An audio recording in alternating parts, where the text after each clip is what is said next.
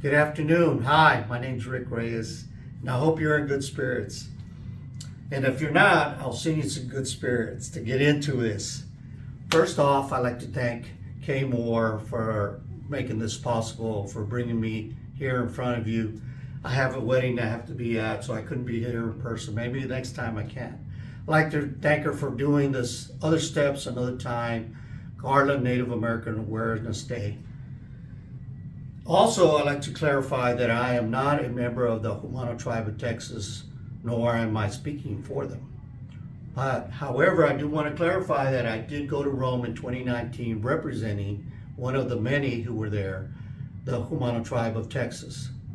That being said, let's talk about why I am talking about the Lady in Blue since it's Native American Awareness Day. In order to find out why I'm speaking about the Lady in Blue, I have to explain a little bit about her and where she's from. So she was born in 1602 and passed away in 1665. She was famous for bilocation. What is it? Bilocation. Sometimes referred to as multi-location. She was here physically in Spain and would send her spirits, kind of like what I'm doing to you, but without the technology that we have today. She would appear in front of the natives and say, hey, here I am. You need to know about this. There's some light-colored people coming over, about the Christian faith, etc., etc. And she was there, a real young girl, and finding out and talking to the natives. So how are the natives, Humano tribes?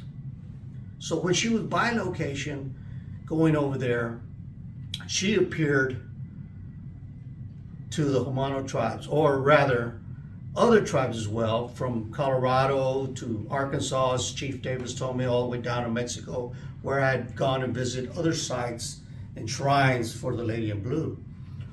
But when the first Spanish were going up and decided to build a mission in Islata, there near El Paso, they were building, and here comes all these natives doing the sign of cross, asking them to get baptized and carrying a cross. They're going, how do you know about all this stuff? We just got here. And they go, well, the Lady in Blue told us she's a young nun. And so they tried going back and forth. Finally, they tracked her down. And she became friends with King Philip IV. And she was allowed to write her book, her teachings. But that's another story. We'll concentrate on the Native American right now. So anyway, the connections were made. And I was interested. I said, well, how did this happen? I couldn't believe it when first time I saw it, heard of it.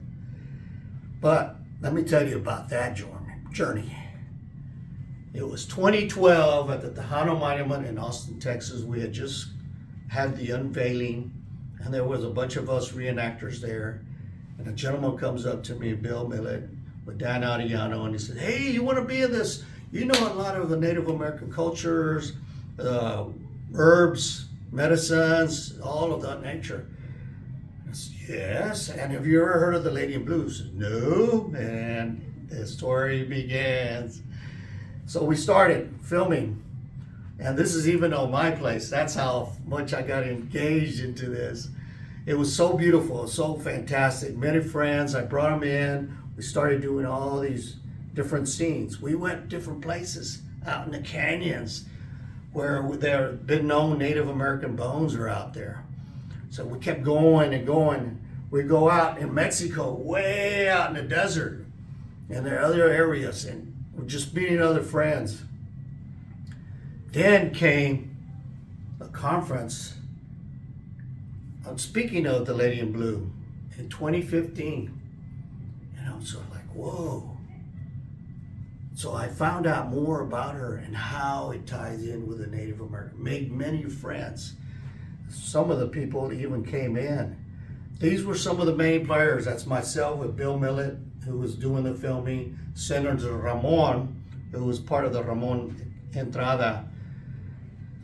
And then Professor Ricardo Danel and the infamous Dr. Felix Amaras Jr., who was instrumental in bringing the hemisphere, world's hemisphere, here to San Antonio. on the 250th in 1968. So I have a lot to thank him. He became my mentor. We ended up having the first Native American ceremony here in front of City Hall. I ended up doing a prayer for the Lady in Blue, and you can see us there lined up. It was special because when the Lady in Blue left, after so many different visits, and it's been known that about 500 visits, that when she left a gift behind, and it was the blue bonnet.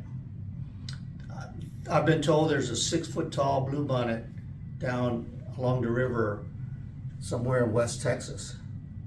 While they were here, yes, we even visited the Alamo. It was fantastic. We felt like brothers and sisters. Then, that's from 2012, 13, 14, now 2015, we're doing a trip. We'll continue the same documentary, yes, 3 years in making, but more afterward. But this is in front of Sor Maria's house, her actual house she was born in, and it became a convict, and then after that it became too small. And they built another one, a larger one, in Agreda, Soria, Spain, which is down the road from her house. This is us on our first trip, or my first trip to Spain, I should say, there at the town square with the mayor and all the other people, friends. Here I am with the mayor writing my inscription, my note to them in history and their history book of all their visitors that come in. So I was privileged to do that. This is all of us together at the end of the little conference that we had together. But I took this picture with the mayor, Jesus Manuel Alonso Jimenez, and he's still mayor, I believe. And behind us is a plaque, Governor Bill Richardson of New Mexico, who went there and recognized that the Sor Maria had also spoken to the natives there in New Mexico. Like I said, from Colorado to Arkansas, out in that area, to the Cairo Indians, down in Mexico, she was seen in all those areas. And while we were there in Spain, we actually did some filming, and also we're on national TV. This is one of the talk shows there. So as you can see, it affected me than just going and standing in front of a film and talking. We got on national TV, did some talks.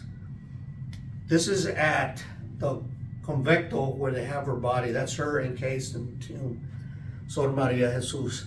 And as you can see, her skin is still white, nice and fleshy. I didn't touch it. It's encased in glass for protection. We also went to Sevilla, Spain, where they have the history. There they have all the history from Cortés and all the notes they took to Columbus, his notes. They have them encased, and we went inside there, books and books and books, all in Spanish. We did a ceremony that night, presentation. We went to different places. There's a statue of her there. So it's not just in that little town of Agreda. Soria, all over the state of Spain, all over the country of Spain, I should say. She's holding a feather. And the feather to the Native American represents freedom. Why?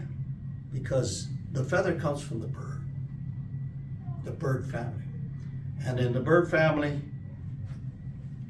it's the only animal, creature on earth that can walk on land, get on the water, get into the water, and fly to the bluest of the sky. In other words, no boundaries. And that's why we have to be no boundaries. Our mind is endless. It can go on and on and on. So then 2016, and I was starting to travel. And this is what Sor Maria, how it affected me. Went down to Mexico, way out there, the agave plants. Went to Casas Grandes, huge mansions. And this is another group of historians that I met down there and talked to them and got to meet them. It was fantastic. And they're hear their stories. Went to some grand ranches down in Mexico where the buffalo roam. Yes, it was fantastic. Janos, Chihuahua, Mexico. So this is where we're at. This place is sacred.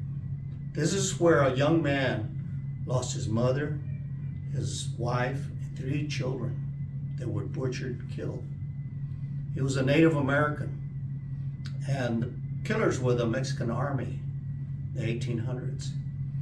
And when they came, a Native American scalp, a child scalp, was $25. A woman, 50 pesos, and a warrior, 100 pesos. And they killed him. And he went crazy, but he came back, and he became the man, as you know, as Geronimo. So we went to Paquimé. This is a drawing that they did. You see the cross with the circles? So that is actually a sacred site.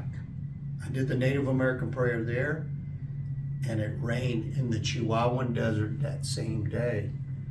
Paquimé was, this is the site, this is where the Antiquities Law of 1903 was developed. More traveling, 2017, I was doing Native American ceremonies. I started doing them at the Alamo. I started doing them different places. Fantastic. Going down to Mexico, we went to the mountains. We were doing prayers in the mountains. In the mountains of Guadalajara, the mountains of Saltillo, the mountains up in the Yucatan, the mountains up in Oaxaca or down in Oaxaca. All these places traveling. That's how she affected me without me even knowing. Wow, why? 2018, the 300th anniversary of San Antonio. Oh, how did it affect me there? I did 5 different plays with 5 different groups in the tricentennial year. Did many more events. We were there in San Jose. And it, you know, these missions are timeless because it seems like time has not moved since you were born, right? So the time is just irrelevant. And you look at that.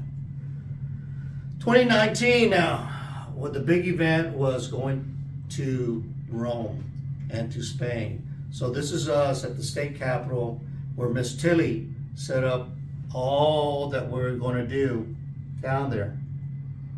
We went to Rome. There I met some other people and we got to know each other. I got invited to other sacred places around the world. So then we visited the Pope, and it was still the same old ancient structures. The Pope. I finally got a selfie with him. Then we went to Soria, Spain, Agreda, and there we had the 400th anniversary of Sor Maria's death date. 400th. And I asked a nun the third time I went, I asked her, hey, when's the next one? And she said, oh, you're very lucky because it only happens once every 100 years. This is one of the gentlemen that I met there, Jose Luis Palomar, who was a famous matador. And I got to meet him, or he wanted to meet me. So anyway, it went well, fantastic. We're still friends. Got to go to England to see things, places I never even thought of. Stonehenge, yes, even there. 22, when I went, that was the third time I had gone to Spain. Did a talk all around Spain, different ones from Madrid, got on national TV in Madrid, Vox TV. Went up to where the running of the bulls is at, came on back down, got on TV. My book tied in so well, it was outrageous with the Native American prayers. And so here we are. In conclusion, we did the presentation. We did the 2 different documentaries, many different presentations, and I want to leave you with a challenge. I want to leave you with the challenge of open up, see what's out there, discover your ancestors, become someone that's interested and willing to teach others. It changed my life. I never would have thought I would have been in front of the Pope. I leave you with that. Thank you very much to all my relations.